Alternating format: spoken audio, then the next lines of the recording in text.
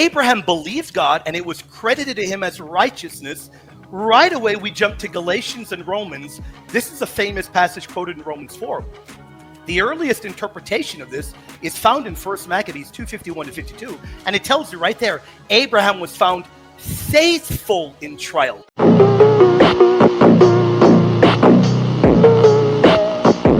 And it was reckoned to him as righteousness.